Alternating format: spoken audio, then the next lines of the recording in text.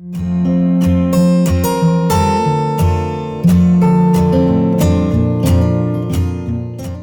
dugu, ea izena ongi esaten dudan, irakatsi dit eta Jean-Yves Agar. Bera antropologia sozialean doktorea da, Sorboneko unibertsitatean, Parisko unibertsitatean aurkeztu zuen bere doktoretezia, eta gaur egun Sabinakeko nazioarteko turismoko goi eskolan irakaslea da. Bera batik bat garapenean balio erantsia duten industrien sortzaileekin, gai horiekin aritzen da lanean. Gaurkoan, ekonomiaren, turismoaren, nortasunaren eta kulturaren uztarketaz hitz egingo digu, eta horretarako batez ere adibide bati, Okzitaniako adibide bati erreparatuko dio, Perigorteko eskualdeko esperientziari. Eta bere hitzaldiak honela izena du. Ekonomia, turismoa, identitatea eta kultura uztartuz. Ezinbesteko estrategiak lurraldea garatzeko eta erakargarria dena erakusteko. Iaz, Bordeleko Unibertsitateak antolatutako jardunaldi batzuetan entzun genuen, Jean-Yves, eta interesgarria iruditu zitzaion batzorde honi.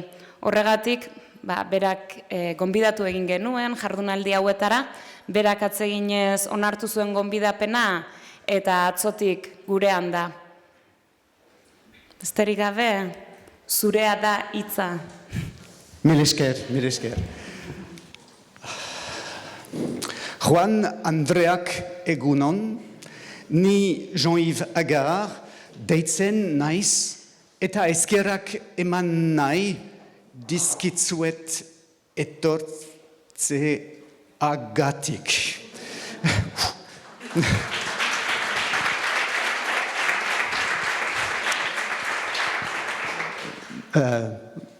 Mesdames, Messieurs, je voudrais d'abord vous remercier d'être présents.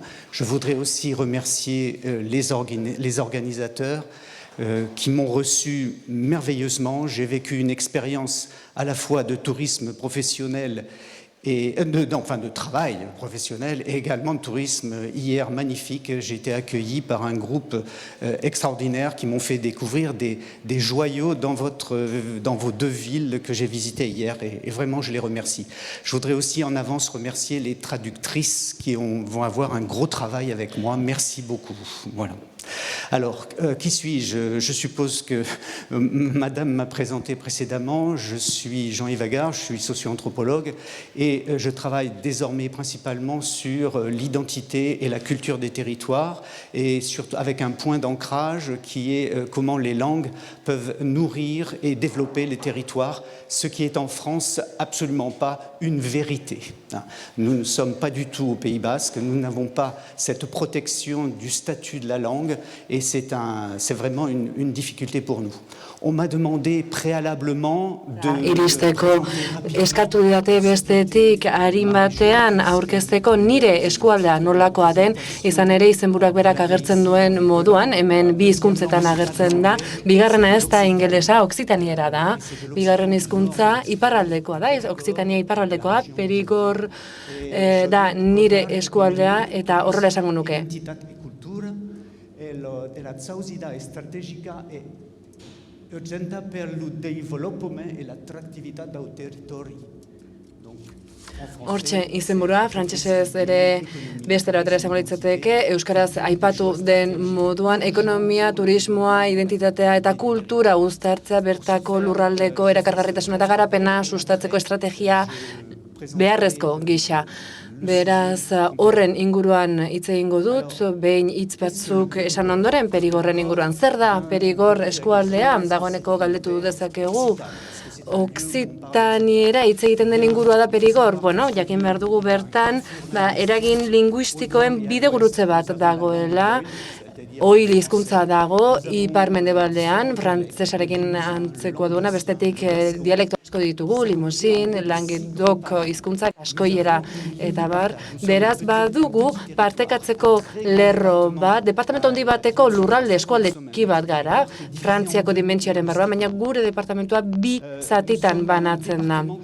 Bestetik, lehengo errege eskualdeatik datorren kultura bat da, gure erregei burua mozta horretik monarkia geunean, eta beraz guk oraindik ere bertako izena agertzen dugu, eta beraz ofizialki Dordoina izena hartu dugu, ondaretzat jaso dugu, baina lehengo izenak ere mantentzen dugu, Perigorri izena ere.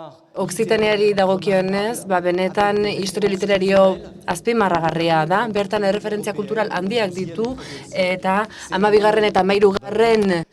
mendeetan hain zabal ziren trobalarien hizkuntza izan da, eta bertako maitasuna edo kortetako maitasuna adierazi izan da gure hizkuntzan. Dante ere ezagutuko duzue seguruenik, berak erabaki zuen bertako Divina Komedia edo komedia hori bere hizkuntzan hitz egitea, galdetu zion bere burari italieraz edo okzitaneraz hitz idatziko zuen, tamalez italiera hautatu zuen, guretzat noski abantailatxoagoa izango litzateke okzitanera aukeratu izan balu.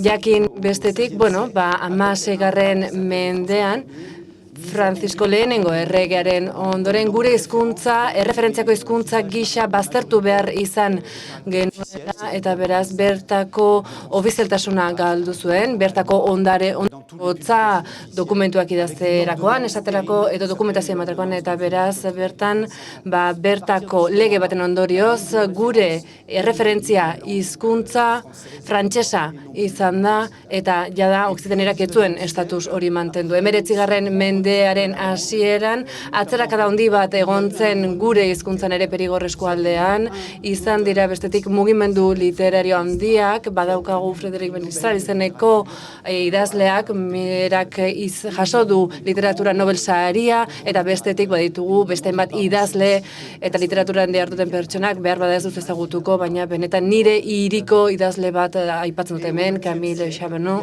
Dordoinakoa da bera, eta bestetik 20. mendera etorriz bertako langileen hizkuntza izan da gurea, okzitaniera, langileena, erizainena, herriaren hizkuntza izan da beti, elebitasuna orokorra izan da 50.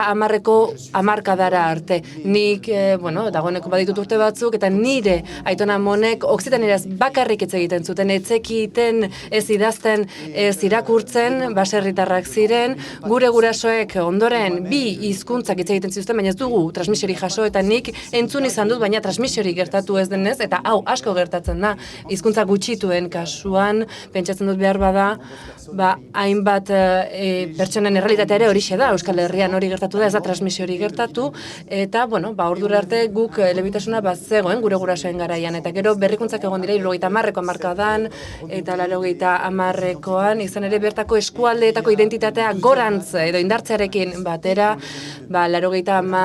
hamarkadan eta 2000 urteetan, jada, indarra berreskuratu izan dugu. Gaur egun gure eskualdean frantsesa entzungo duzu orokorrean. Behar bada, familia batzuetan entzun arko duzu exiten ere pixka bat, edo momentu kultural. Mais sinon, on va entendre l'anglais et le Ja, français. gehiengoak frantsesak eta ingelesak hartzen dute, eta ingelesa aipatzen dut nahita izan ere, Britainiatik hainbat pertsonak migratu dute gure eskualdera, hainbat urteetan, eta beraz, gurean bizi dira, euren etxean bizi dira dagoeneko, eta horiek zertzela da batzuk. Geografiari erreferentzia eginez, hemen daukagu gure inguru linguistikoaren lurraldea, handia da, ia, esango nuke, Frantziaren herri bat hartzen duela gutxi gara bera, gu hemen gaude orain, ezta? Hemen dago Perigord ingurua, eta bertan dialekto handiak daude, gaskoia daukagu batetik, hemen ikusiko duzue, Euskal Herriak ez duela ia mugari, baina egia da, Baiona bera okzitaniera hitz egiten den hiria izan dela hainbat urtetan, Languedoc hizkuntza ere badago, Abergnat ere bai, Bibaro Alpin ere bai, eta Proventzal hizkuntza ere hor daukagu. eta bertan Mistralek, bertakoa da Mistral, literatura Nobel saria jaso zuena, eta bestek limusineko dialektoa ere hor daukagu. Hemen lerro bat marraztu dut, bi lurralde horiek banatzeko, Dordoina eta Perigor banantzeko, eta hau da, azken batean gure eskualdea. Frantziako 3. departamentua izan da, ez dakit gu badakizuen, baina Frantzian departamentuetan banatzen gara eskualdeak eta departamentuak daude, eta hau departamentua izango litzateke, itxura hau du gure departamentuak, mendebaldean frantsesa hitz egiten da, lurralde osan Okzitaniera hitz egiten da, eta bertan bi dialekto daude, Languedoc hizkuntza hegoaldean eta Limousin dialektoa iparraldean. Badago bereztasun handi bat, hor goian iparraldean badago beste hizkera bat, Nutjone izena duena, ez dakit entzun duzuen, Nutjon entzun dugu bertako aintzindari den herrietako bat dela, eta ni bertakoa naiz, horregatik aipatzen dut, eta benetan aipagarria iruditzen delako. Bestetik aipatu eta azpimarratu, Perigor ezaguna dela, baina nork ezagutzen du, zergatik ezagutzen da. Bueno, batetik bere hizkuntza literarioagatik, bertako trobalariak, bertan dugu, esate baterako bertakoa da, limusinekoa da, eta, bueno, ezagutuko duzue, Henry Miller izaneko autore amerikar bat, berak 50 hamarkadetan hainbat idatzi egin ditu, eta bere hitzetan ez diot nik, berak esan du lehenik ingelesez esango dut, hau da, Perigor herrialdea paradisuaren gertu hurbiltze bat da lurrean, hau da, paradisua izango litzateke lurrean. Eta esan dezakegu, bueno, Euskal Herria ere zarautzu dela batez ere, beraz, hor ere negoziatu beharko duzue, zuen eredutzat zer aukeratu erabakitzerakoan. Eskualdea zari nintzen, bizatitan dago banatuta, nioen bezala, eta bertako hizkuntza, hau da, Okzitanera gehien hitz egiten den hizkuntza hauxe da, italiatik Aran Bailararaino hitz egiten da, beraz, bertan gehien bat adineko jendeak hitz egiten du, ezagutzen du Okzitaniera, baina jakingo duzuenez oso gutxi erabiltzen da orokorrean. Gogora ekartzearren, bai trobalarien hizkuntza da, hau, badago Arnau Daniel izeneko trobalari bat, berak idatzitako bertxe batzuk daude hemen, baina, bueno, irakur nezake arratsaldean emakume baten ganako maitasuna hitz egiten du poema honek, orain ez naz hortan luzatuko, baina bai esan, bueno, Perigor bertako Okzitanierako lurraldea dela, eta bertan 60ko hamarkadan etena gertatu zen bertako hizkuntzen transmisioan, zergatik, Frantziako zentralismoak indar hartu zuelako, eta beraz bertan elitearen bereizketa indartu zen. Hau da, elitearen zati izan ebalen baduzu, frantsesa ikasta ezinbestekoa izango da, eta bestetik bere lotxaren edo gureganako lotxa berguina esaten duguna Okzitanieran txertatu zen, bergoina ere esaten da, katalanieraz, horrelako zerbait ez da. Bertan prestigiozko beste hizkuntza batek hartu zuen bere lekua, eta bertakoak uste zuten beren hizkuntza patua hizkuntza bat dela, eta beraz bigarren mailakoa, bestetik, hainbat, hala eta guztiz ere, hainbat adierazpen eta espresio mantentzen dira bertako biztanleen artean. Aipatu bestetik, bertako herrituetan eta bertako kultura barruan mantentzen dela oraindik ere hizkuntza, batez ere, harrera egiterakoan, horretxe bat az dauka, dotentra, ongi etorri esateko, begu esan dezakegu, ongi etorri esateko, baina iparraldekoak beste modu batera esango du, xopa dentra esango du, hau da, amaitu edo bukatu ezazu sartzeaz. Beraz, erabat aspektu diferentea dago hemen, hau da, kanpotik zatozona, onainoko ibilbidea egin duzu gure gana etortzeko, beraz ez dugu ongi etorri bakarrik esaten, gehiago esaten dugu, esaten diogu etxea zabalik duzu, atea zabalik duzu, sartu eta partekatu zure bizitza gurekin. Beraz, hitz honekin, hizkuntza honetan badago balio jakin bat, eta bertan emozioak transmititzen ditugu, eta harreman sozialetarako transmisiori egiteko modu bereizgarri bat dago. Eta hori Okzitanieran gai nagusietako bat da, eta bertan konbibienza esaten da Okzitanieraz, eta, gaur egun elkarbizitzat asko hitz egiten da, baina 50 hamarkadan Evan Illicek sortutako termino bat da, eta Okzitanierako kontzeptu batetik sortutakoa da, 13. mendean dagoeneko genuen kontzeptu horretatik sortua kontua da. Bestetik baditugu Felibridge izeneko festak ere bai, gure iruditegi oso bat ere badago, hemen adibide batzuk gehitu ditut, eta noski gastronomia ere badugu. Perigorrez hitz egiten dudanean, bertan gastronomia zentro handi bat dela esan dezakegu, bertan foie grasa, trufak, konfitak, alkolak, ardoa eta beste hainbat elikagai ditugu, gastronomiako osagai ditugu. Eta hori guztia gure onararen zati da nola ez. Behin Perigorreko zantzu horiek eman ondoren, hasiko naiz, gaur benetan adierazi nahi dudan gaiarekin, hau da, kultura, identitatea eta turismoaren uztarketari ekingo diot.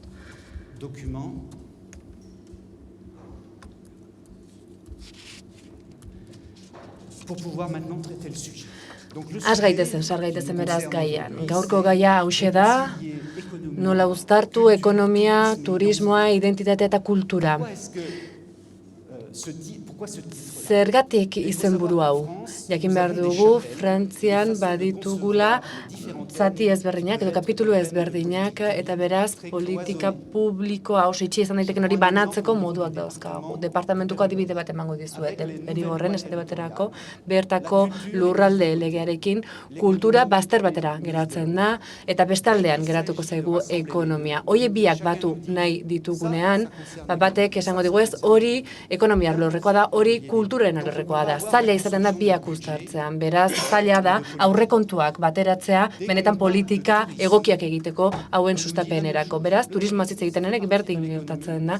Turismoa bera ekonomiaren zati da, ez da kulturaren zati, eta beraz hemen harridurakotzen gaitu, izan ere ikusten dugu, ondarea hor dago, ondare materiala izan daiteke, higiezina izan daiteke, baina zailtasun handiak dauzkagu politikari dagokionez, benetan delegazioiek edo erapen horiek emateko. Beraz, tituluak berak ere dagoeneko arazo bat sortzen digu. Hau da, benetan uztartu ditzakegu, behar bada hemen bai, batu ditzakegu ekonomia, turismoa eta kultura, gurean oso zaila da. Benetan, asko borrokatu behar da, esateko kultura eta turismoa elkartu behar ditugula. Beraz, zailtasun horien barne, bestetik aipatu behar da, kultura eta hizkuntza aspektu ekonomikoarekin batzeko zailtasuna.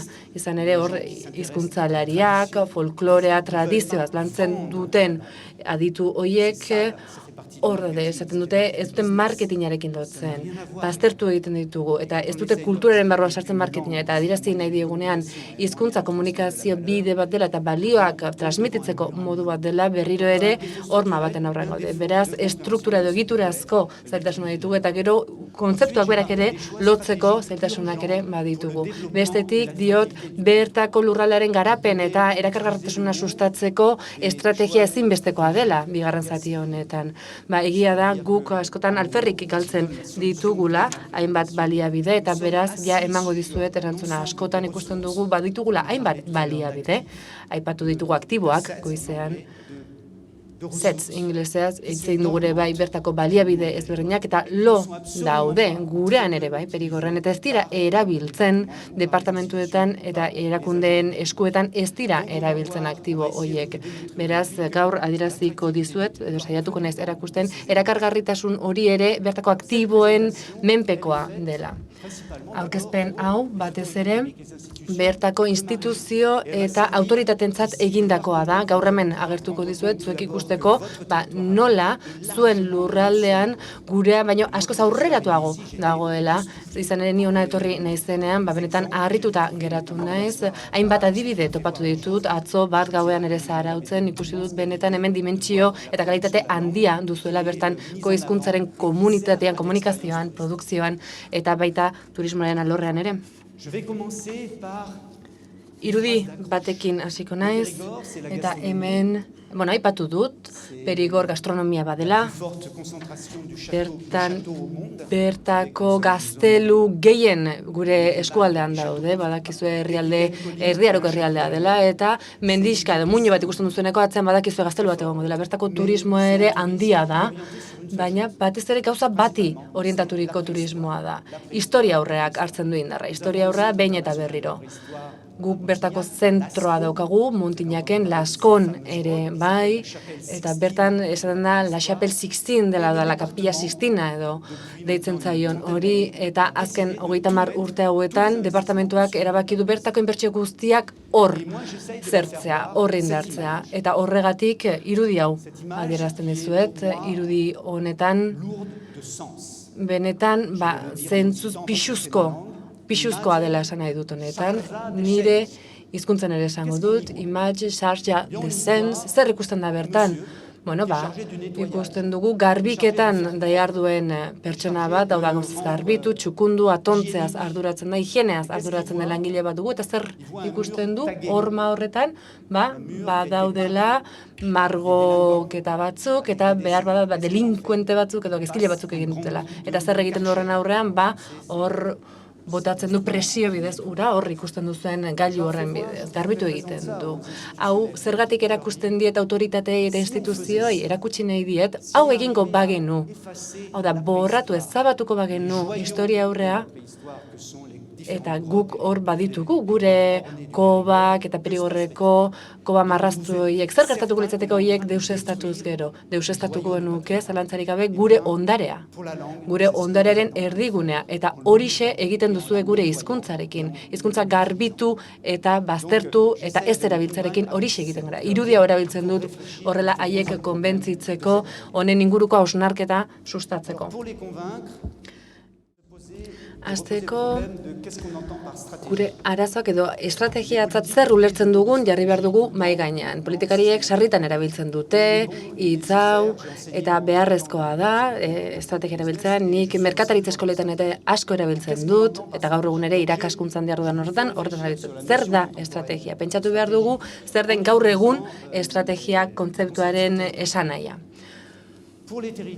Lurraldeentzat eta bertako erakundeentzat, izan daiteke ospitale bat, ikastetxe bat, enpresentzat, zer da estrategia bat garatzea? Bueno, gaur egun ez da bakarrik ekintzak proposatzea eta plan bat edo plangintza bat egitea helburu batzuen arabera. Hau da, Michael Porterrek zioen moduan, bereiztu egin behar dugu, alderdi positiboan, hau da, bereizgarri izan behar dugu, modu positiboan, batetik, bestetik, bakarrak eta erakargarriak izan behar dugu, eta merkatuarentzat izan behar dugu bakar eta erakargarri, eta hirugarrenik, gure erakargarritasun hori betikotu egin behar dugu, hau da, epe luzera garatu beharreko zerbait da. Hori da, benetan estrategiaren esan nahi. 3 baldintza horiek bete behar ditugu. Bereizgarri izan, bakarrak izan eta epe luzera lan egin. Orduan, lurralde baterako, nola garatzen da. Guk badakigu euskara mailan ongi gaudela, esate baterako, baina Katalunian ez gaudela. Ondo, demagun, hemen bakarrak izan behar dugu, hau da, behar bati erantzun behar diogu. Hau da, gure bakartasun horrekin merkatuko beharrei erantzun behar diogu. Hemen topatuko dugun hori bakarra izango da, partikularra izango da, bereizgarria izango da. Eta, azkenik, 3. pauso bat, hau da, bereizgarritasun hori epe luzera aurkeztu beharreko zerbait da. Ez da bakarrik 2-3 urterako estrategia bat. Epe luzera egin behar da. Hori da, gaur egun estrategiak duen esanahia edo kontzeptua. Beraz, lurraldeetan zuk esan duzu alkate zinela, ez da? Zuk, alkate gisa, zure buruari galdera hori egin behar diozu. Hemengo handere hau ere erakunde bateko arduraduna zen, behar bada askotarikoa. Elkarte bateko arduradun ordezkari bazara, pentsatu beharko duzu zure estrategia honen arabera, pentsatu beharko dugu, hemen egongo dira hainbat arduradun, ez da?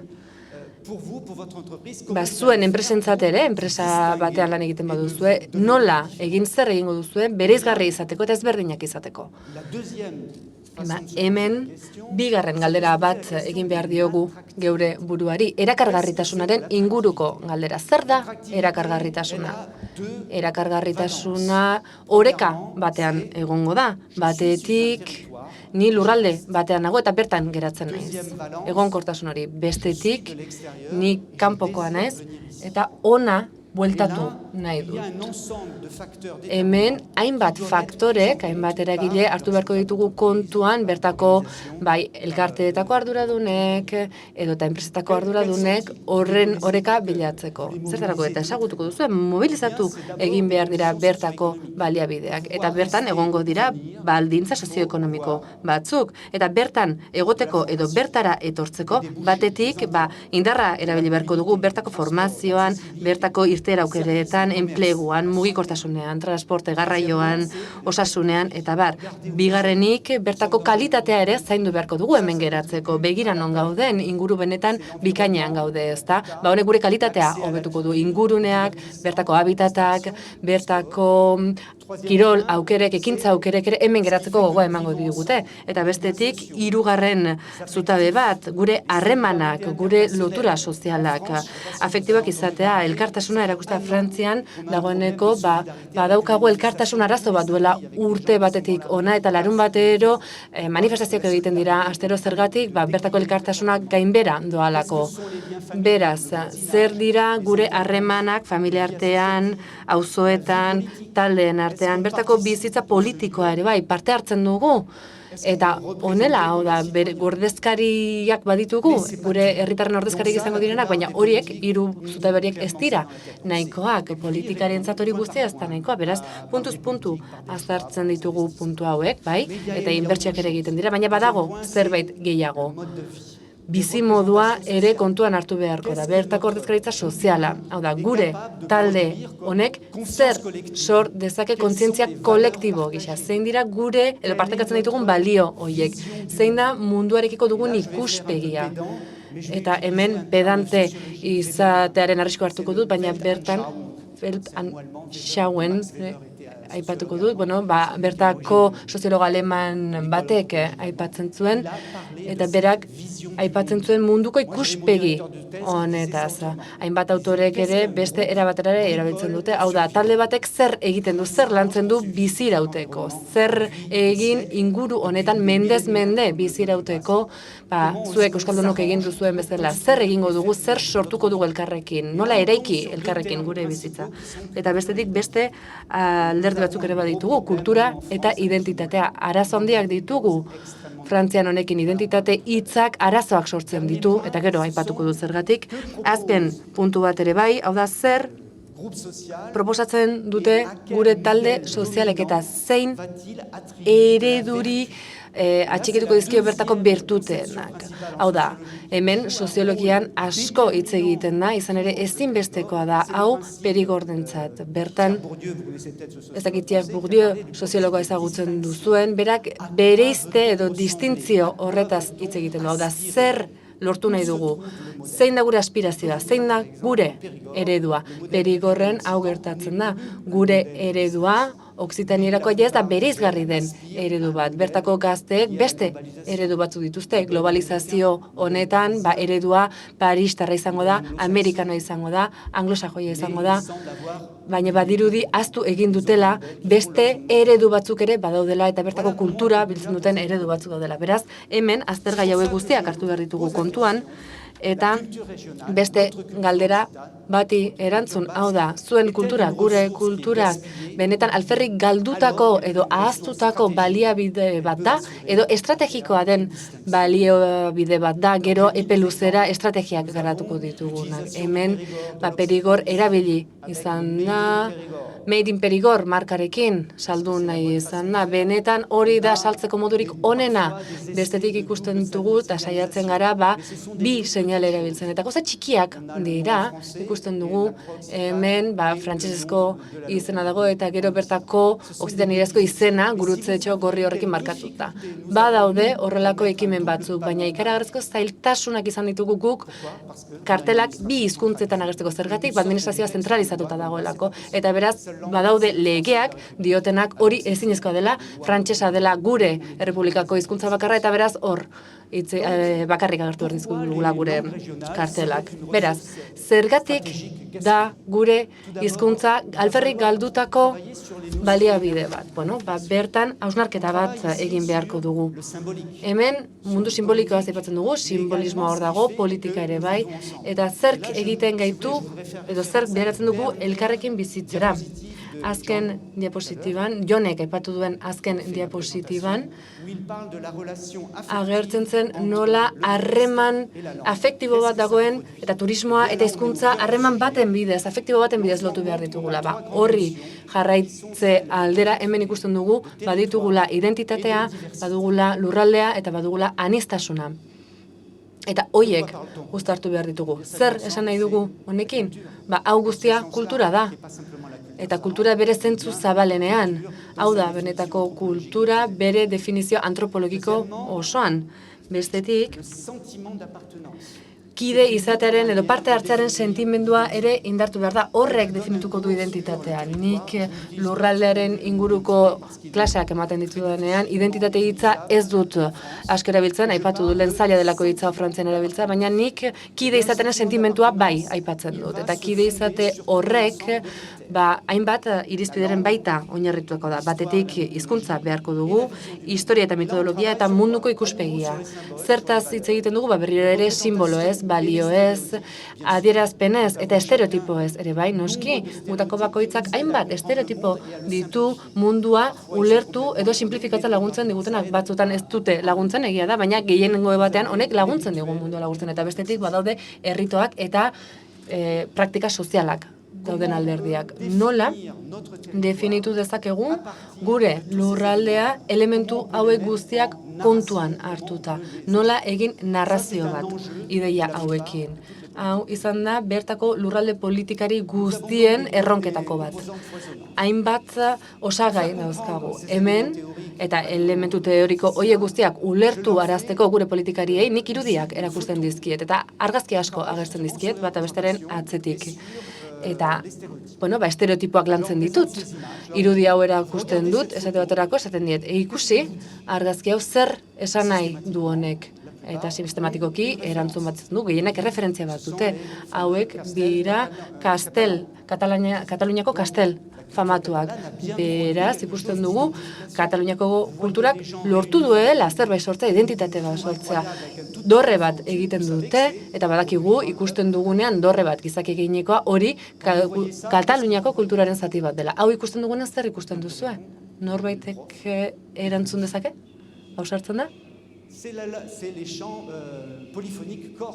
Hau da, Korsikako abesti polifonikoak dira hauek, hemen keinu honekin abesten dute, eta Frantziako edonork ezagutzen du hau oso azkar keinu hori ikusitakoan. Hau frantses bati erakutsita, berehala esango du euskalduna dela. Bask hitz aterako zaio, koloreak hor daude, egoera hor dago, eta ez dugu gehiago behar, badakigu ikuste hutsarekin zer den. Hau ikusterakoan ere, badakigu Baionako festezari garela. Honekin, badakigu Daxen gaudela. Eta beraz, ikusten dugu, kulturak sortzen duela adierazpen indartsu bat dagoeneko. Eta gogoratu egiten gara, gure esperientziak gogoratzen ditugu. Eta hemen badago, gauzak egiteko modu bat, eta guk bizitu dugu behar bada horrelako egoeraren bat. Eta joan gara hori ezagutzera. Hau ikusterakoan zer datorkizue gogora? Frantzian oso ezaguna da, Fest Noz bat da Bretainiakoa.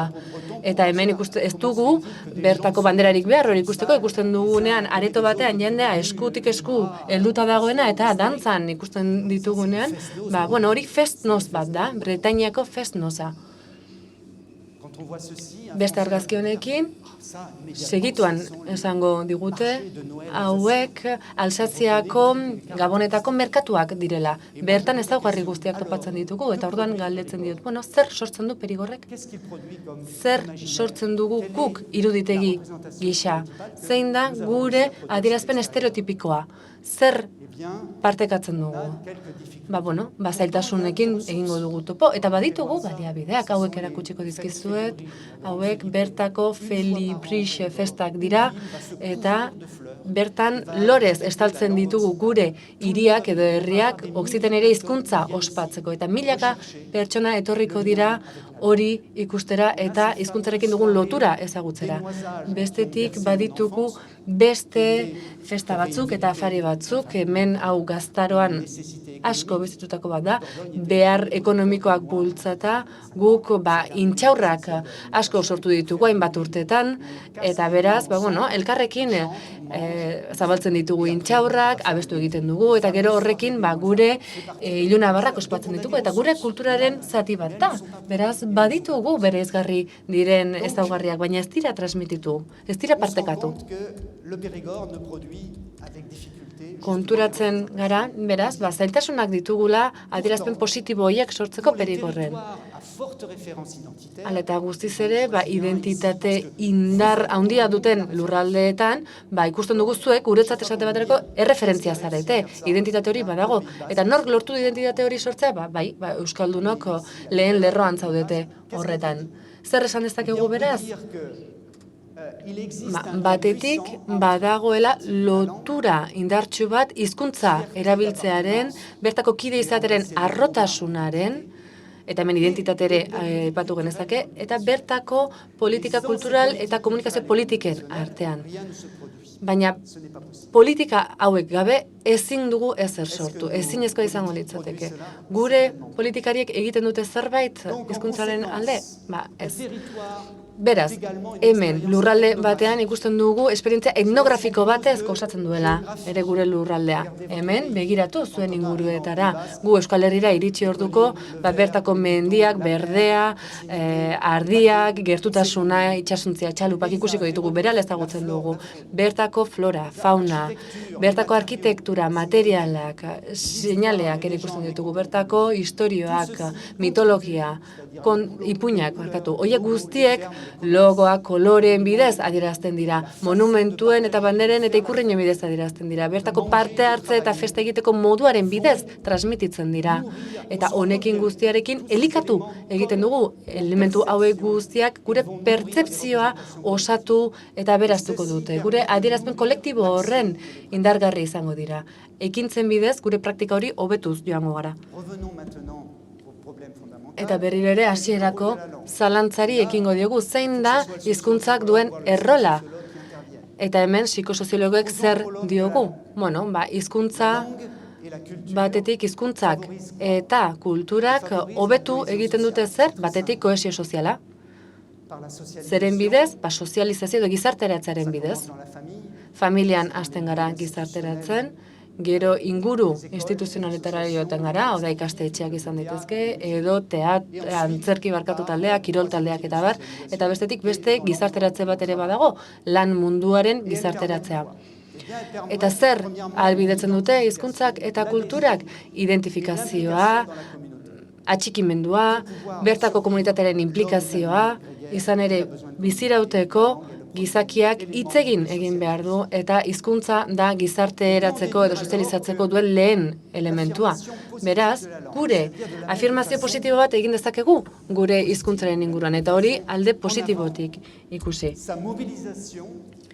Mobilizatu ere egin beharko dugu bere dimentsio guztiak kontuan hartuz, ez bakarrik linguistikoa, simbolikoa, komunikazio, mobilizazio bat gertatu beharko da, kulturala eta merkataritzakoa ere bai, eta horrekin guztiarekin ahalbidetuko dugu gure lurralderen erakargarritasuna eta bereiztasuna indartzea. Beraz, hizkuntzak laguntzen digu bereizgarri izaten eta erakargarri izaten.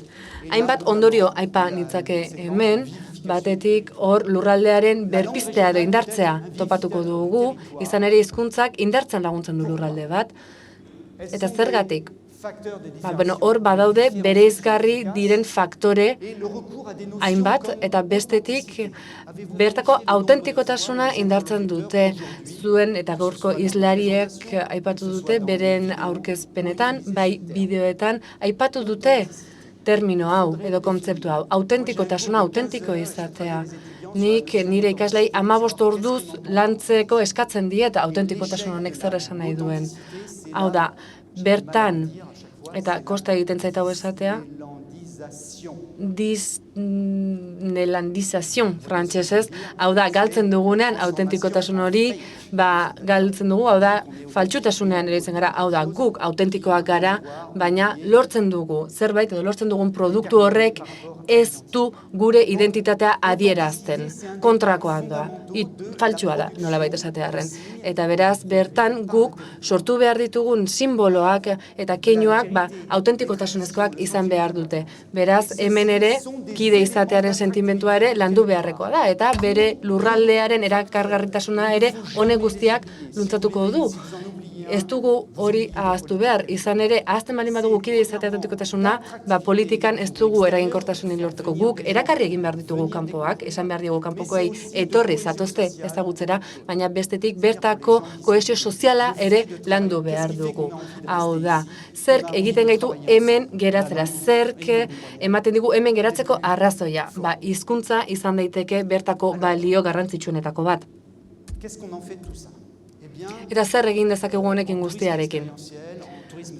Turismo estrategikoan edo lurralde turismoan badago kontzeptu bat, behin eta berriro agertzen dena, eta bertako sormenezko helburuak edo helmugak aipatzen ditugu, edo destinoak, nolabait esateko.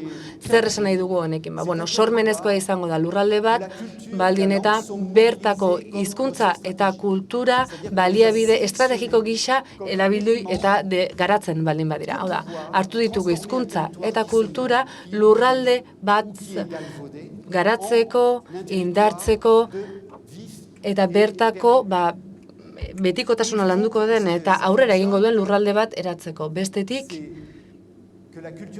kulturak eta hizkuntza baliabide estrategiko gisa hartu behar dugu eta bertako alderdi guztiek ulertu behar dute hori. Maila guztietan eta sare solido edo egonkorretan.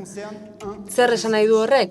Honen guztiaren ardura dutela batetik instituzioek, guretzat hori estatua da, eskualdea, departamentua eta bertako udalak ere bertan daude. Bestetik, eragile kulturalak ere hartu beharko dute honen ardura. Eta bertan izan daiteke irakaskuntza, edo musika irakaskuntza, edo antzerkia, dantza, eta hainbat alor kultural lantzen dituzten eragileak. Bestetik sortzaileek ere hartu behar dute honen ardura. Ez izan zalantzarik, ezazue bertako artistengana, tokiko artista eta sortzaileen gana. Zer egiten dugu? Zergatik zerbait antolatzen dugun bakoitzan joaten gara kanpoko artisten bila. Hemen badugunean horretarako kultura bat. Guk hemen badugu kultura ezagutzen dutena eta sormena lantzen duten hainbat artista. Baina, askotan, gure bereizgarritasuna Londresen bilatzen saiatzen gara, Italian, ados hori ere egin behar dugu, baina bertakoa ere sustatu behar genuke. Eta bestetik hau guztia indartzeko eragile ekonomikoak ere behar ditugu, turismoan lan egiten duten eragileak.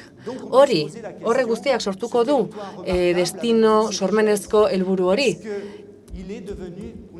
Eta nola, lortu dugu.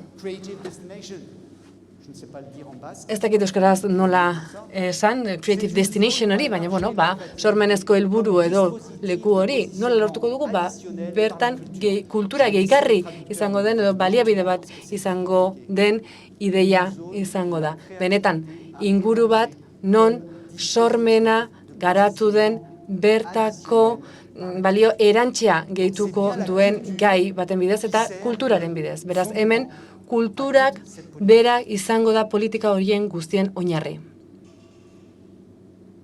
Hau ezinbestekoa da bertako lurraldea indartu eta berpizteko. Eta hemen hainbat galdera egingo dizkiogu gure buruari. Hau da, nola izendatu lurralde bat? Zuek Euskal Herria jarri diozue, guk ez dakigu ze izendapen jarri gure lurraldeari. Ze irizpidera biliko dugu beraz? Izendapen hori egiteko. Jonek aipatu du lehen itzuli behar da gure marka? Aipatzen zuen. Merezi du Euskal marka hori itzultzeak itzuli behar da? Irizpide geografiko, historiko, ekonomiko eta politikoen arabera erabaki beharko dugu hori. Ze ezagutza edo ze referentzia mobilizatuko ditu gure izendapen horrek. Guk Dordoina izena hauta dezakegu, baina Perigor ere bagara. Beraz, hor bi izen horiek batu egin behar ditugu, eta egindako ikerketa guztien arabera zalantzak sortzen dira. Izan ere, batzuei galdetzen badiogu non dagoen Dordoina eta non dagoen Perigor, batzuek bi leku ezberdinetan koka dezakete bata eta bestea. Beraz, benetan guretzat korapilatxua den edo zalantzak sortzen dituen kontzeptu bat da. Bestetik, izendapen honek aktibatzen ditu gure eragileen adierazpen eraginkor eta positiboak. Hau da, ni Perigor aipatzen dudanean, zer datorkizue burura? Perigor, trufak, foie grasa, konfita, gazteluak, eta Cromagnon gizakia, neandertala, behar bada. Eta hor, arazo handi baten barruan gaude, izan ere identifikazio arazo bat dugu, izan ere Perigorreko edozein biztanlek badu benetan adierazpen positibo bat, esaten dugunean neandertalaren lurraldea dela, nola proiektatu geure burua neandertal baten aurrean, prehistoriako zer bada, historiaren aurreko bat da, hor kulturarik etzegon, badakitago aberrazio bat izan daitekeela, hor badira artistak noski, baina nola identifikatu gaitezke gu horrekin? Guk hainbat ikerketa egin ditugu honen inguruan, eta aipatzen da, aurre historia ez dela identifikazio puntu edo kontzeptu bat bertako lurraldeko gazteentzat. Beraz, zein identitate bereizgarri agertu behar dugu. Galdera hauei erantzun behar diegu gure izendapena, gure izena erabakitzerakoan. Lurralde bat, hasiera batean aipatu dut, esperientzia etnografikoa dela, eta hemen bertako kultura komun eta bereizgarriaren mobilizazioak lortuko du hori. Beraz, horretarako, bertako kulturaren koherentzia proposatu behar dugu. Eta hemen, antropologiko printzipio batera joko dugu, hau guztia lortzeko irizpide historiko eta linguistikoek batu eta koherentziaz lotu behar ditugu. Bestetik, ulertu egin behar dugu gure kultura eta ideia hori zabaltasun osoz eskaini behar dugu. Hau da, ez gaude gure itxitasun edo identitatearen itxitasun horren alde, Frantzian sarritan entzuten dugun ideia horren alde. Nire esaldi gustukonetako bat hauxe da. Bere burua aipatzen ez duen lurralde bat ez da existitzen. Hau da, izendatzen edo berresten ez den lurraldea ez da existitzen. Hori gertatzen zaio Perritori, beraz, lurralde batek bere izendapena behar du, bere kulturarekin koherentziazkoak diren simboloak sortu behar ditu eta helburu jakin batzuetarako lortu behar du. Eta hauek bertako lurraldeko eragileak izango dira. Eta beraz bertako gaztei hitz egiten diegunean esan beharko diogu zuen hizkuntza hau da, honela hitz egin dezakegu. Eta beraz, bai, erabiliko dugu hori bertako biztanlentzat eta baita kanpotarrentzat ere bisitarentzat, lehen aipatu ditugu eskurtsionistak izango liratekeen edo txangozale horietaz. Hemen, nire lankide batek ere aipatzen zuen hainbat testu idatzi ditu, bertako turista eta bertako txangozaleen inguruan. Eta beraz zer ikusten dugu hemen, bertako eskualdeko sentimentua palanka bat dela bertako gizartea indartzeko. Adibide baten bidez adieraziko duzu eta gure departamentuaren logoa aztertuko dut, hau da gure ikurra, nolabait. Ze itxura du gure departamentuko ikur honek, azken 15 urteetan, ez da aldatu eta analisi bat egingo dugu. Hemen dugu irudia, hauxe da gure departamentuko logoa, eta hemen geure buruari galdetu behar diogu zer esanai sortzen duen irudi honek, hau ikusterakoan zer ikusten duzue, zer ulertzen duzue. Ze adierazpen osatzen du edo eskaintzen du honek. Zertan pentsatzen dugu irudi hau ikusten dugunean? Hainbat ikerketa egin ditut honen inguruan eta erantzunen arabera, Dordoinan badago bertako bailara zeharkatzen duen ibaia, hori datorkigu burura, Perigor beste batzuentzat gastronomia da, askok jana esaten dute, bertan buf frantsesez kalean jana izendatzeko hitza da, eta hori etortzen zaie burura. Bestetik departamentua ere badago, eta hemengo erreferentzia informatiko horrek ere eraman gaitzake teknologietara. Baina ez da ikusten duzu ezuek? Erantzunak askotarikoak dira, batzuek dantzari bat ikusten dute, beste batzuek Intermarché katearen logoa ikusten dute hemen, supermerkatu kate bat da, askotan ikusten dugu, musketariena ere esaten da, eta horregatik nolabait ezpata baten keinua egiten duen pertsona dauka. Eta gure lurraldetik kanpo dauden askok esaten dute, ez duela ezer irudikatzen, ez zaiela ezer etortzen burura hau ikusitakoan. Nik arduradun politikoa esaten diet, eta hau erakutsiko banizue? Adierazten diet, logo guztiak itsats ditzakegula bazter guztietan. Haien beste departamentu bat da, bertako Loire herrialdeetan dago, han frantsesez hitz egiten da, iparraldean dago, eta hemen ez dago bereizgarririk.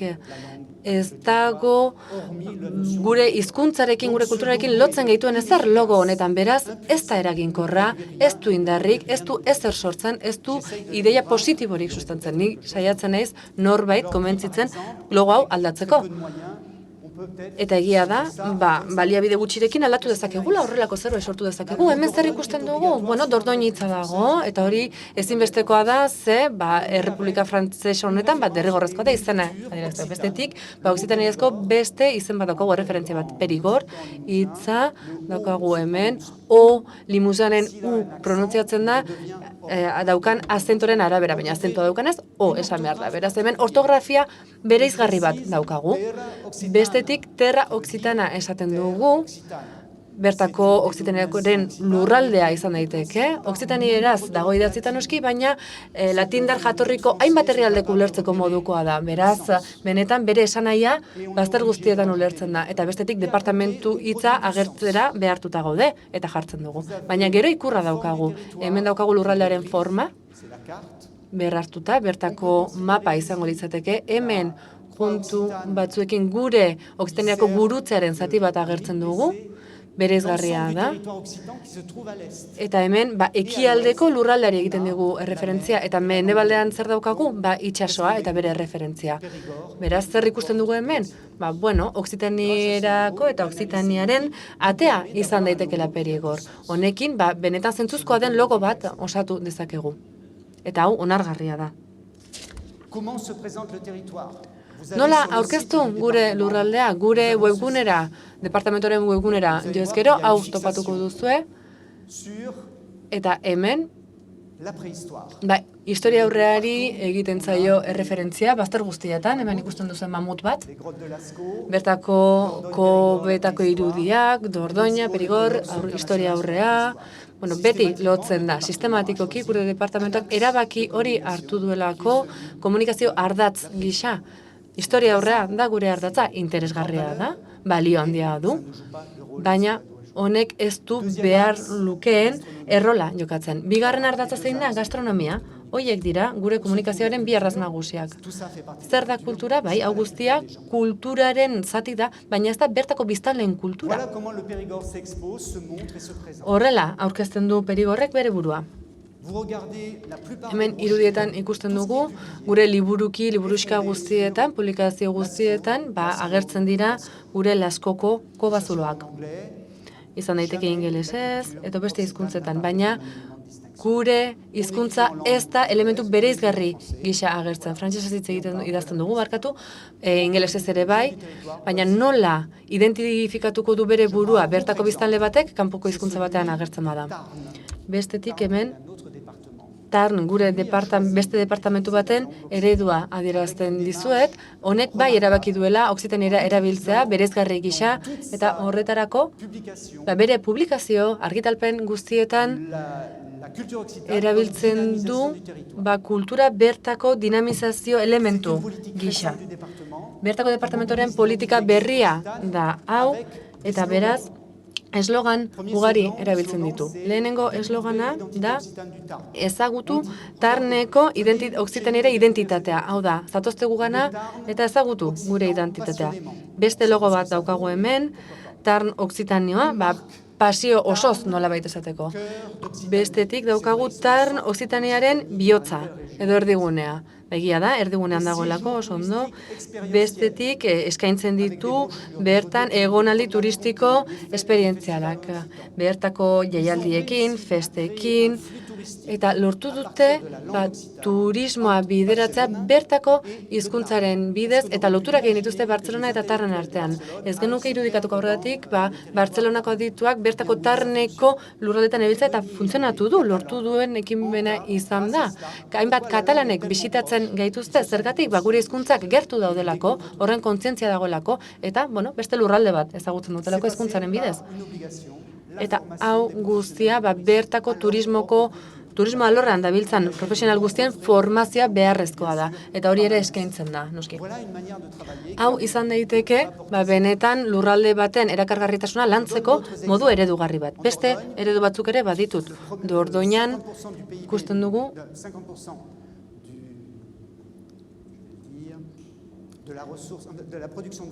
bertako barne produktu horren 50% turismoak ekarritakoa da, eta beste 30% nekazaritzak eta industriak ematen du burrengo zatia.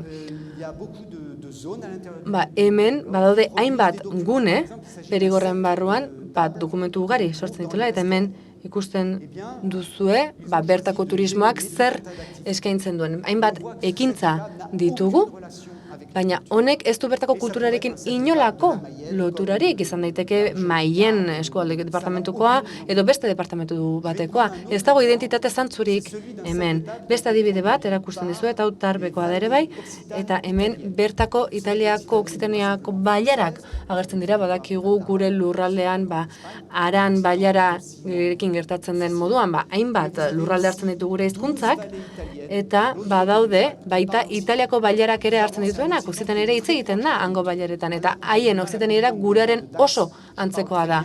Niri esate baterako Daxeko biztanleekin komunikatzea zaila egiten zait batzuetan hizkuntzakin, baina Italiako bailara hauetan errazago lortzen dut. Lortu dute beren hizkuntza mobilizatu eta ibilbidea, mendik bide batzuk eskaintzea hizkuntza horretan proposaturiko ibilaldietan, eta bertan, bertako ibilbide hori egiteko hainbat alberge edo aterpetxe daude, harrera Okzitanieraz egingo digutenak, beren eskaintza Okzitanieraz eskainiko digutenak, eta eta horrela, lortzen dugu, finantziazio modu txikiekin edo apalekin, ekimen interesgarriak sortzera. Zer behar dugu? Benetan borondatezko politikak sustatu, eta hemen paktu sozial berriak egitea ere eskatuko nuke, izan ere honek ahalbidetuko du gure kohesioa indartzea, da gure kultura erabiltzea elkartzeko elementu gisa, bestetik gure kide izatere sentimentu hori indartzea ere lortu behar dugu, bestetik gure arteko aitortza lortu behar dugu, eta bestetik borondatea behar dugu, parte hartzeko borondatea indartu behar dugu, gure lurraldean ekiteko eta parte hartzeko sentimentu hori indartu egin behar dugu. Nola lortu benetan harro sentitzea gure biztanleak bertako lurraldeaz. Hori benetan erronka handia da, hau guztia batzea erronka handia da, norbere izateren lotxatik, lehen aipatu dudan berguna horretatik, ez dakit, lotxa esango litzateke, euskaraz? Lotxa, hori da? Nola, igaro, lotxa horretatik kide izatearen arrotasunera, eta gure lurraldearen arrotasuna sortu eta elikatzera. Hori da geure gain hartu beharreko proiektu bat. Funtzio horri erantzuteko soziologoek birlotzea aipatzen dugu. Lotura hori sortu eta gero korapiloa egin. indartu. Beraz, kanpora begira hori lortu behar dugu erakargarritasuna estimulatuz, hau da, ezberdin gai diren hoiek indartuta, bestetik mugimendu soziologo hedonista bat da, lehen ere jonek aipatu du, gazteek benetan autentikoak edo beherzakoak diren esperientziak nahi dituzte. Ez dute besterik gabe jan edo lo egin nahi. Partekatu egin nahi dute, bertako kultura ezagutu nahi dute. Ezagutu egin nahi dute, bertako bizimodua eta bereizgarriak. Behar bada, bereizgarritasun hori, partikularitate hori, behar dute, ni Euskal Herrira banator ez dut McDonald'sen jan nahi. Ni ona banator, ez nator perigorreko konfita jatera. Ni bertako gastronomia ezagutzera nator, bertako bizimodua, bertako sukaldea. Bart gauean hainbat gauz ezagututu. Nola ez da izena zuen atzo jan genuen horrek? Piperrak? Ez dakit, berdin da. Ez ditut nire atzoko xetasun guztiak emango, afariko xetasunak. Baina nik ezagutzen ez dituen gauzak jan dituen. Benetan ezagutzen ez dituenak. Eta benetan, bertan parte hartzearen esperientzia hori biztitu nuen. Eta honek esperientzia autentiko bat sortzen du. Zerbait berezia bizitu dut, eta hau kanpora eramango dut. Nik dagoeneko 15 argazki bidali ditut etxera. Nire alabei bidali diet, begira zer jan nuen, atzo, begira zer ezagutu dudan. Eta benetan, ikaragarri gustatu zait. Beraz, eta hemen alemanezko hitz bat esan dut. Botschaft, ez dakit, lagundu idazue. Enbaxadore izango naiz nire etxean, ni ez naiz euskalduna, baina zuen enbaxadore lanak egingo ditut, benetan diotxuet, hemenik atera eta joango naiz, eta zuen kultura hori partekatuko dut, eta esango diet nire inguruko guztia zoazte zarautzea, ez bazarete zarautzea ez zarete bizi. Eta benetan hori da. Horra iritsi behar dugu, esperientzia turistikoak horrek izan behar du. Hau da, pertsona hori eraldatu behar dugu. Hau da, pertsona hori aldatu egingo dugu zerbait bizitu du eta berarekin bizipen bat eramango du. Bere euskaltasun hori eramango du, neologismo hau erabiliko dut oraintxe. Euskaltasuna erabiliko dut eta horrek gogoa emango dio berriro ere itzultzeko eta berriro ere sentimentu hori partekatzeko. Eta ikuspegi eta munduarekiko ikuspegi hori ere parteko du. Beraz, erakarri behar ditugu gure turistak autentikoak diren esperientziak bizitzera, eta bestetik, birsozializatu ere egin behar dugu. Oda zuen seme alabak, zuen ikasleak, ez dute seguren nahiko Madrila lanera, oda gogoa eman behar digu hemen geratzeko, hemen sortzeko, hemen ekoizteko. Eta bestetik, eragileak egonkortu behar ditugu eta sustatu behar ditugu. Zer da hau guztia? Bizimodu baten, bizitzeko modu baten partekatzea. Frantzian egindako ikerketa baten arabera, iparraldekoek diote guk mendebaldea ezagutu nahi dute, Akitania ezagutu nahi dute, Perigor ezagutu nahi dute, Oksitaniera. Gogori sortu egin behar da. Eta hemen ere, Euskal Herrian ere euskaltasun gogoa piztu behar da. Nola egin dezakegu? Eskaintza originalak, autentikoak eta jasangarriak egin behar ditugu. Hau da benetan turismo inteligentea edo adimenduna sortzea.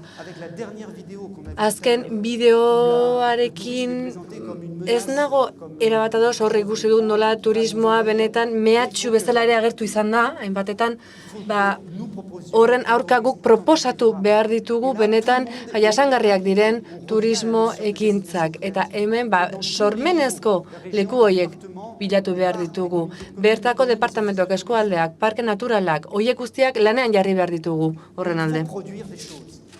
Eta sortu egin behar ditugu. Gure lurraldearen adierazpenak sortu behar ditugu. Giroa indartu behar dugu. Esperientziak ere bai. Egia da, hemen hainbat hitzetan agertzen dut, baina azken batean narrazioa da erabili behar duguna. Storytellinga da erabili behar duguna. Bertako hizkuntza horrek duen autentikotasun indar hori berrindartu behar dugu. Eta hemen hainbat modu daude horretarako, hemen produktu asko agertzen ditut, bisitak idatuak eta bar, eta bar. Barrura begira ere berdin, hainbat lan dugu guk Perigorren egiteko, informatu egin behar ditugu, bertako turismo eragile guztiak formatu behar ditugu. Ezagutzen duzu Clermont-Ferrand herria, bertan Oberneko hiriburua da, ez du arrakasta handirik, uztailean joan nintzen iaz, bertako turismo bulegora eskatzera, ea badagoen Oksitanierako festa bat, bertako Clermont-Ferrand edo inguruan, eta bulegoan, benetan Parisko azentu zen emakume batek esan dugu, barkatu ez da Oksitania, Clermont-Ferrand gaude. Beraz, pertsona horrek etzekien non bizi zen ere, behar bada, izango ditu bere ziurtagiriak eta diplomak turismoaren inguruan, baina ez zuen ezagutzen oinarriaren oinarria, hau da bertako historia, bertako lurraldea. Bestetik hizkuntza ikastaroak ere eskaini behar dira eta baliabideak, hau da guk ez dugu bakarrik lortuko Oksitaniera berreskuratza, baina poliki-poliki lortu behar dugu bere ikuspegia aldatza. Bertako ekoizleengana jo behar dugu. Hainbat lan dago, bertako elikadura produktuak, sukaldeak, bizilagunen artean, badago, konfekzioa, artisautza, hoiengana jo behar dugu, eta bertako tokiko sortzaileengana jo behar dugu. Konfidantza osoa behar dugu haiengana, haiek mobilizatuko dutelako gure kultura, eta horiek emango diote, garaikide izango den ez kontzeptualizazio bat. Bertako egiturazko egoera desblokeatu behar dugu. Lehen aipatu dut, baztertuta dauzkagula ekonomia eta kultura, hemen konferentzia bat egiten saiatu ginen. Zer ikusten dugu kartel honetan? Bertako idazkaritzak, turismo eta kultura elkarrekin daudela. Gurean, benetan baztertutako bi gune dira, baina, hiek elkartzea akzeleratu beharreko prozesua da. Bestetik, gure paneletan, irudietan, saudade aipatu beharko dugu, esate baterako, eta irabiliko ditugu hizkuntza ezberdinak, baina bertako hizkuntza indartu behar dugu. Eta tamalez ez daukat denborarik, baina badugu tresna bat non departamentuko udal edo mankomunitate guztiek itzuli egin duten bertako zea, baina hau pasa egingo dut, korapilatxo egia delako eta ez daukat denborarik hau guztia azaltzeko. Gerora nebaduz arratsaldean azalduko dizut. Hemen adibide tekniko hainbat dauzkat, zer egiten dute bretoiek, Bretainiako breiz hitza erabiltzen dute, freiz marrobiak ere saltzeko, esate baterako, hitz joko bat da, baina komertzioan merkataritzan erabilitako baliabide bat izan daiteke. Bestetik birhartuko dugu bertako produktu eta zerbitzuak, bertako baldintzako da guztiak kontuan hartuko ditugu, narrazioak eskainiko ditugu, koherentzia osoz bertako kulturaren inguruan eta bertako sormena ere indartzen baldin badugu, hor azkenean, zuen atxikimentua lortzeko nolabait esan zer sortzen dugu, gertukoa den exotismo bat lortuko dugu. Hurbila den exotismo bat. Exotismo hitzarekin interesa piztu nahi dut. Bestetik bertako esperientzia edo bereizgarritasun horren ezagutza sustatuko dut. Bestetik hasiera bateko partekatze hori ere indartuko dut. Eta bertan transferentzia emozional ahaltsu bat egiten saiatuko gara eta bertan adikzio kultural bat sortzen saiatu behar dugu. Bart gauean bizitutarekoarekin ni behartuta nago berriro itzultzera eta Euskal Herrian niretzat droga bihurtuko da, adikzio bihurtuko da, berriro etorri beharko dut, bertako giroa berriro deskubritzera edo ezagutzera. Beraz, desio bat behar dugu berriro ere horra itzultzeko. Nik gogoa dut Bart gauekoa berbizitzeko. Hori sortu behar da. Eta bestetik, mezulari ere bihurtuko naiz lurraldetik kanpo. Hemen nire ondoriak, azkenean ekimen garaikide bat da, eta beraz mobilizatzen baldin baditugu bertako elementu guztiak, zaintzen badugu, sustatzen badugu eta garatzen baditugu bertako elementuak, benetan bereizgarri positibo bat lortuko dugu gure estrategia barruan, eta berriro ere uztartu egingo ditugu ekonomia, turismoa, identitatea eta kultura. Eta berriro ere Perigorrera itzuliz, Robert Lafontaine esaldi bat aipatu, azkenean, azken batean bere kabuzkoa eta bere burua identifikatuko duen lurralde bihurtuko gara. Eskerrik asko. Aipatu dituzu bi eskualde, edo bi departamentu edo Frantziakoak, Occitania edo Perigor, Dordoña, eta Bretainia baitare, nik ezagutzen ditut pixka bat, biak baitare, eta bai kuriositate bat, bietan hizkuntza oso atzeratuta dago. Hizkuntzaren erabilera soziala. Bai. Esaten dezunean, nahi dezula pixka bat egin herri bat bertakoak ere bertan gelditzeko eta bertan sentitzeko haizea baita ere hizkuntzatik hitz egiten, hau da, pertsona horiek Occitanian eta Bretainian bizi nahi dute bretainieraz eta occitanieraz? Mille esker pour votre question. Mil esker. Bai, lehen arazoa da, ez dugula bat ere zuen egoera bera. Frantziako estatuak ez du inungo derrigortasunik jartzen, euskara, katalana, bretoia, alsaziera ez dira ofizialak, badakizue hizkuntza gutxituen gutuna ez dugula sinatu. Baina, gerota interes gehiago dago ala ere, jendeak gerota gehiago ikasten du, diuan eskolak daude Bretainan adibidez, Alsazian ere eskola elebidunak daude, eta Occitanian baita ere. Occitania diodanean kontuz ze, badakizue, duela 4 urte, Frantzian eskualdeak aldatu zirela, eskualde berria da, Occitania eskualdea, ez dagokio hizkuntza eskualde bati eta hori oso arazo handia da guretzat.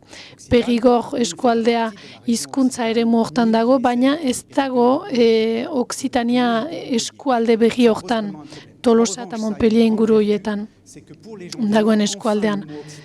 Eta orduan, haientzat bai, Occitania hitza agertzen da orain Occitaniako eskualdea, baina ez dagokio hizkuntza realitateari. Orduan hori arazoa da. Perigorren adibidez, alde batetik hitzarmenak lortu ditugu irakaskuntzan, Occitaniera irakatsea izan dadin eskoletan, DBH-en eta lizeoetan, 2 kalandreta ditugu, bat Perigueux hirian eta beste bat Bergerac hirian, gero eta ikasle gehiago dituzte, nabarmen, eta hainbat elkarte biltzen dira inguruan. Adibidez, Perigorren joan den martxoan sortu genuen L'Hommage Occitano de Perigor, hango Occitanieraren etxea edo. Elkarte guztien federazio bat da. Izan daitezke elkarte kulturalak, artistikoak, dantza, musika, literatura, ikerketa, ekonomia eta abar. Federazio bat sortu dugu azkenean eta orduan pisu politikoa izan dezakegu autoritatei menparean. Baina, hizkuntzak arrisku handian dago gure hizkuntza. Eta 2010ko eta 2015ko inkesten arabera, biztanle gehienek atxikimendu sentimendu handia dute, erakartasuna dute, nahi lukete gehiago erabilia izan dadin. Baina, praktikan, gehien bat, arlo intimoan erabiltzen da. Gurasoekin, nik adibidez gurasoei orain, inposatzen diet, Occitanieraz hitz egin dezaten, aitari azaldu diot, eta goga izan da, esan diot, estatistikoki hilda zaude. Eta zurekin batera desagertuko da liburutegi bat, Occitanierazko liburutegi bat. Hau da, Frantziako batez bestekoa gainditu du, 86 urte ditu, eta orduan horregatik egan diot estatistikoki hilda zegoela, eta orduan egan du bai badagaraia Occitanieraz hitz egiteko zurekin. Eta orduan, jende gero eta gehiok ikasi nahi du, eta Occitaniar kulturarekiko erakargarritasuna ere bada, eta Felibre festa hortan adibidez, milaka pertsona etortzen dira, bisitatzera, uztaileko igande batez, festa Occitania hori. Eta nahiko komertziala bihurtu da, eta orduan jendean etxita joaten da askotan, baina behintzat horrek adierazten du badagoela erakargarritasun hori. Ez dago hilda, oraindik bizi da hala ere, bada zerbait. Eta bretoiari dagokionez, gero eta gehiagok ikasten dute hala ere, baina arazo bertsuak dituzte, borondate politikoaren arazoa ere hor da. Badakizue Euskaren erakunde publikoa bezala bretoierarena ere sortu dela, eta orduan badago hala ere, bultzada politiko bat, baina egoera nahiko txarrean daude hala ere. Guk badugu oplo, badela Euskararen erakunde publikoaren parekoa, baina Okzitanierarentzat, duela 3 urte sortu zen, eta 2 eskualde sortzen ditu Okzitania eta Akitania berria. Eta hor, azkenean baditugu aurrekontutxo batzuk hizkuntza bultzatzeko, baina frantsesez esaten da, hau da, jaunean ari gara, horrek egan nahi du kostatzen zaigula. Eta horion adierazpen hori erabiltzea nahitara egin dut, ezta. Galdera bat, usteet behar bada era laburrean erantzun dezakezula. Turista gisa, etorri zara, lanea baino turista gisa, eta jakin nahi nuke, zer ikusi duzu, zer egiten ari garen ondo euskera saltzeko garaian, zure esperientziatik, labur horretatik, eta bat behar da zaila bat, zer gaizki, zer eman dizu zerbait atentzio, zerbait hobetu beharko genuke, galdera zaila dira, baina bapatean. Nola esan? Hasteko lehen gauza emozio bat izan da. Iristen zera lujalde batera, ez da ez ulertzen, ez duzu ez ulertzen, galduta zaude. Eta lujalde horretan ikusten duzu, badaudela panel batzuk, seinale batzuk, adibidez atzo Zarauzko merkatura joan ginen.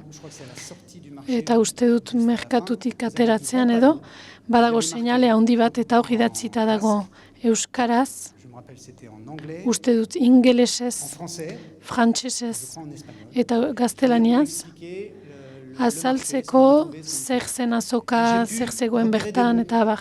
Eta orduan hitz batzuk ikusi ditut, irakurri dut frantsesez eta ikusi dut euskaraz zer ziren parekoak.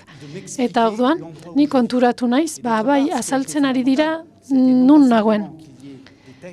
Testuak bazeuden, noski, seinaleak bazeuden, agiriak ere, bai, lehen gauza ere, nekatuta nengoen iristean, eta Mirenek esan dit, nahi baduzu, 800 metrotan ikusiko duzu San Martin Eliza dagoela, eta hor behian horiora iritsiko zarela.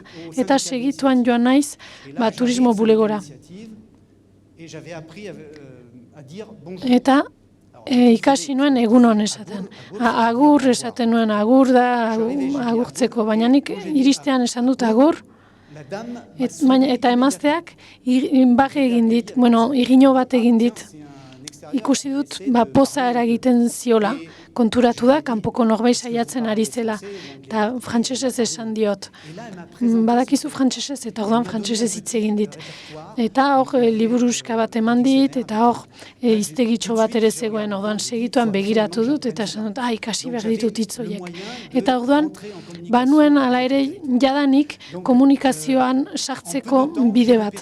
Eta orduan, hitz batzuk ikusi ditut, eta pentsatu dut zet leku berezia.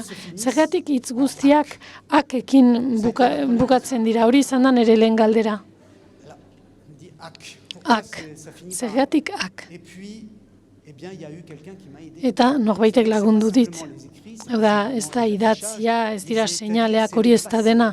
Da pasatzaileak dira, transmititzaileak, agera egin didaten pertsona horiek.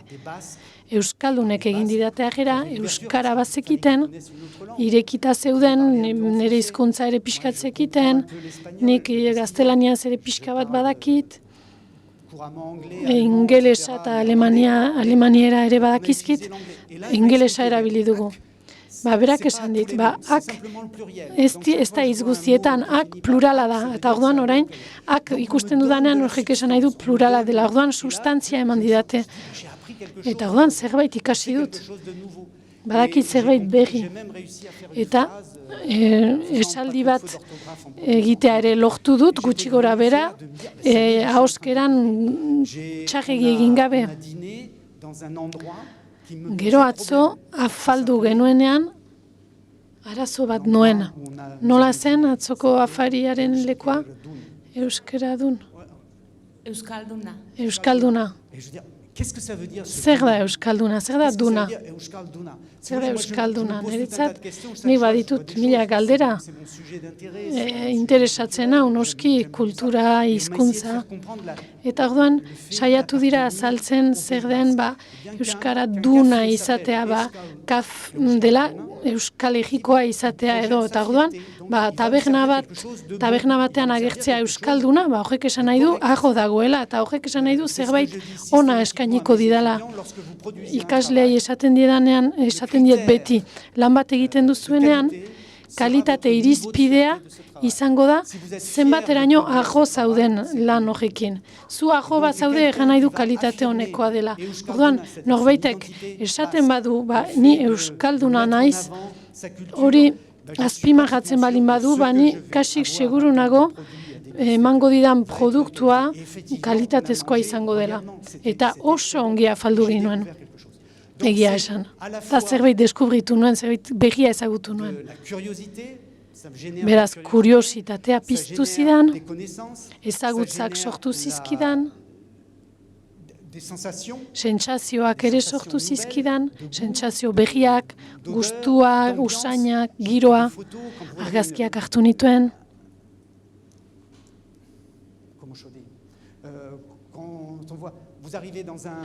Iristen zarenean, taberna batera ikusten dituzue pintxo guzti horiek kolorezkoak, eta baina zer da hori? Guretzat ahigarria da. Eta hori nik ikusi dudanean animaleko exotismoa izan da. Leku ezberdina zen eta alteritatea deskubritzen ari nintzen.